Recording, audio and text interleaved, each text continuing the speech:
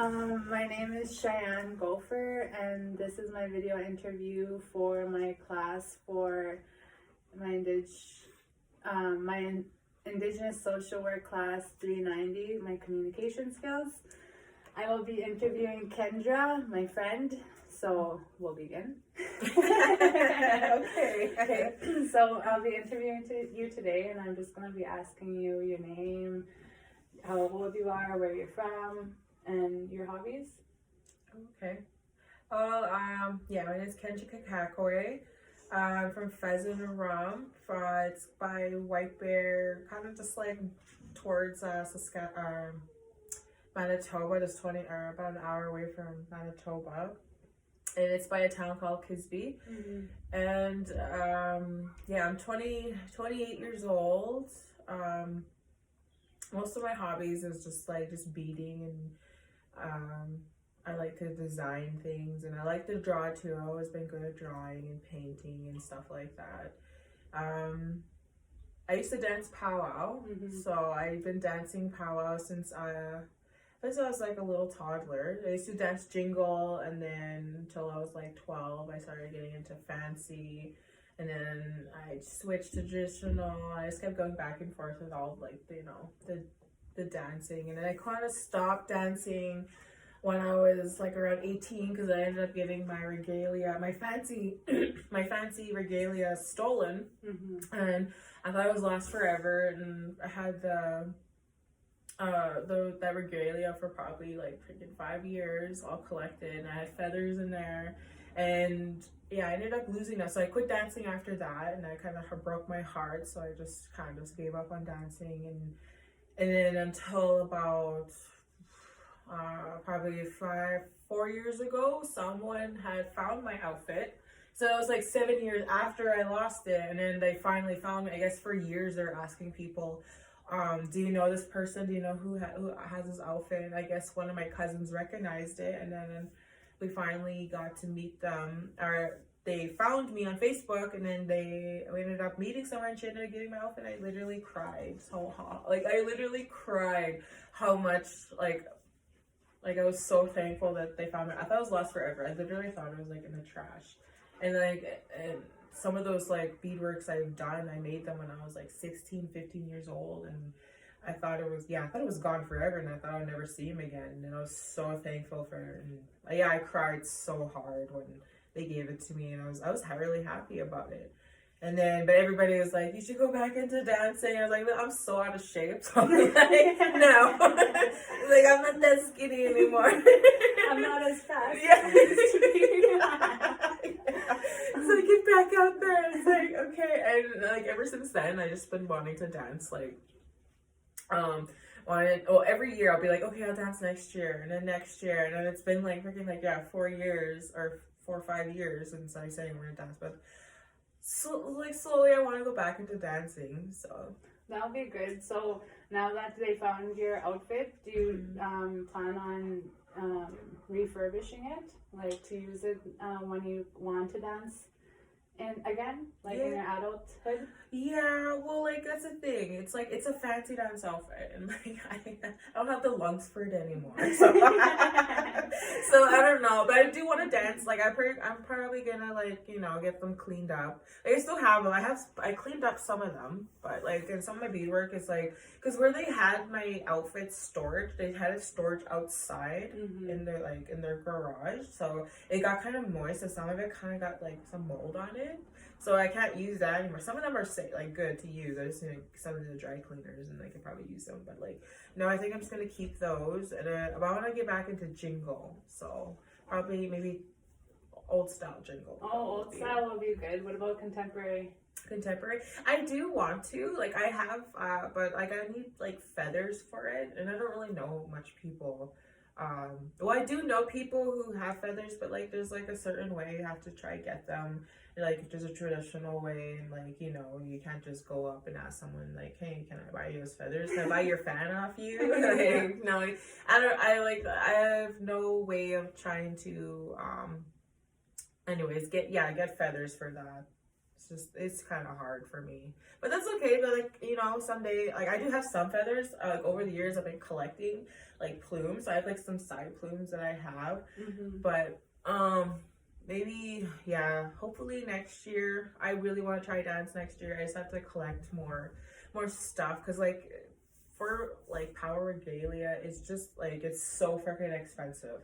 Like it's really expensive, like even just buying the materials, and plus buying like all the bias and like the cones, and like, you know, I even have to buy a sewing machine if I want to make it myself. Like my grandma, she's a seamstress. She makes like jingle dress hats all the time. She's like really old now, and it's like kind of hard for her. And but other than that, yeah, I don't know. Someday I'll get back into it. Yeah. Well, and you do a lot of beading for other people, so you bead their regalia and stuff. So do you make a living off of that? Yeah. Well, yes, right now I am, but yeah, a lot of people like my kind of my art, my kind of the way I like to design things. I'm very precise when like what colors I like to use, and like sometimes I'll get like beater's block, like where like I'll have something designed out. I'll use this color, like I'll use like maybe 4 different colors, and then if I can't find a color to mix it with, I won't even do it at all. Like I just it has to be perfect. Like I'm OCD with my beadwork. Like, you're a perfectionist. Yeah, perfectionist. Yes. If it doesn't work out, I just give up and put it to the side. But like, yeah, usually I don't bead like, well, lately I've been beading a lot. There was a time I did take a break for like almost like a year break off beading. But I'm getting back into it right now. I'm making an outfit for a little girl. It's like hummingbirds, and it's like all gold. It's like all shiny. It's like really pretty. And like I even met, like, she's my little cousin, but she's like a distance cousin, and I never really met her, so I don't know how tall she is and how big. So I'm just making everything kind of like adult teenager size, so she'll have them for a few years. That's a good idea that you're doing that, so she could have it for a few years. Yeah, especially like the colors and the rainbow colors, and you know what kind of colors look good together, so that'll be good. I'm excited for her to see her regalia. Yeah, I know, me too. I just want to see their faces. But like, it's my uncle, like Ira, he's like he's really into like he's really traditional, I guess you would say. He doesn't drink, well, he does smoke, but like, you know, he doesn't do any, like, he's a traditional man. He goes to peyote meetings, he goes to sweats and everything. So they're really traditional, and like they live in the city here, but I never really met like his new wife and everything, because like this is like probably like his 6th wife.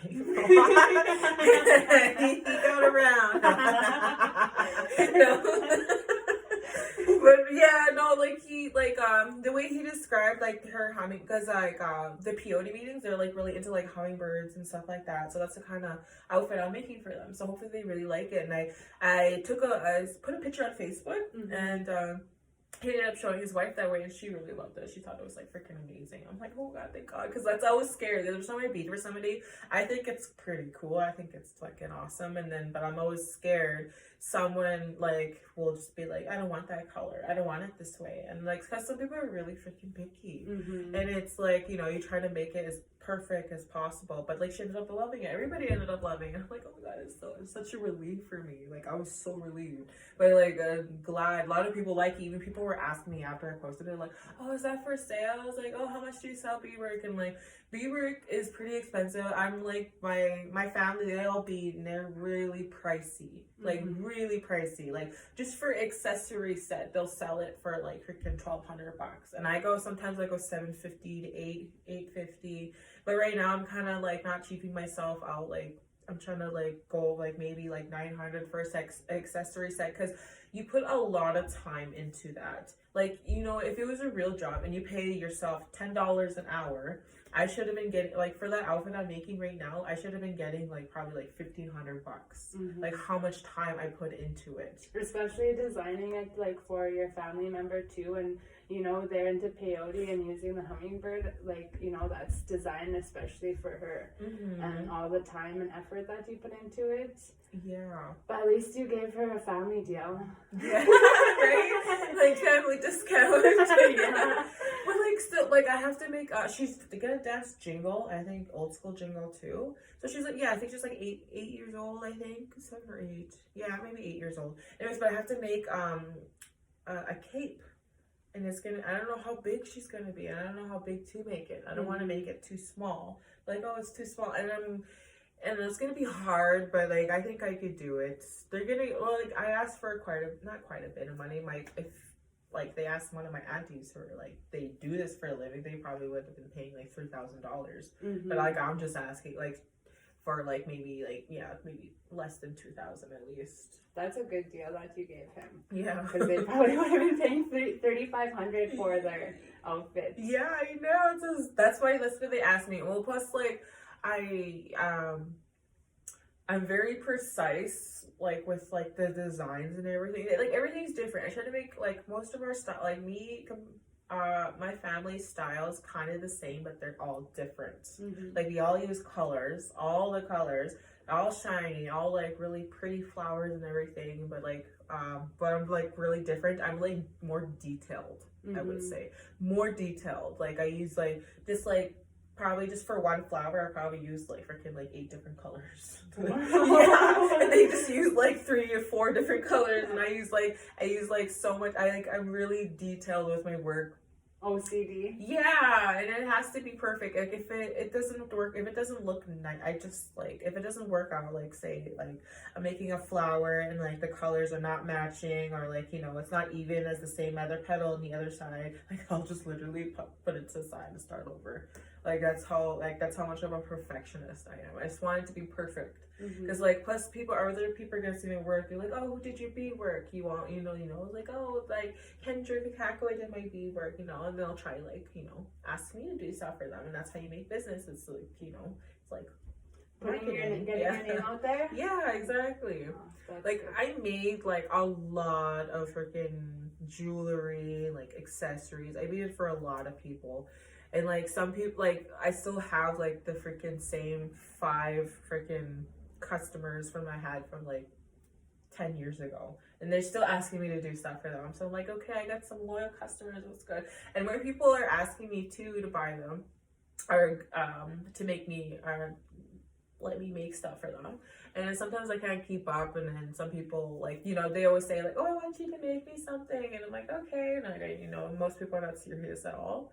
So like when they bring it up again, it's like, oh, I thought you were gonna make this for me. It's like, oh, you were serious. It's like you gotta like, yeah, like a lot of people ask me to make stuff for them all the time. It's like, oh, you should make me some earrings. Okay, it's like, yeah, just add me on Facebook and let me know what colors. And then some people don't even do that at all, and then like sometimes there's that few people that are like, oh yeah, here, like I want this color, this color. I'm like, okay, awesome. Like, and then slowly, like I don't really make little things anymore. Like I can, it's just like if I do, then I just kind of save them up and then sell them like later on. But like right now, for the past a couple years, I've just been making like big things, like mostly just power regalia, and like and it's pretty good. It just takes a while. That's what I don't like. It at least takes like a couple months.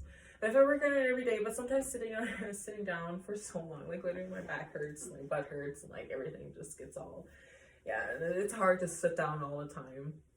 But like I like it though. It's like it's good work. Like I like doing it. It's just time consuming basically.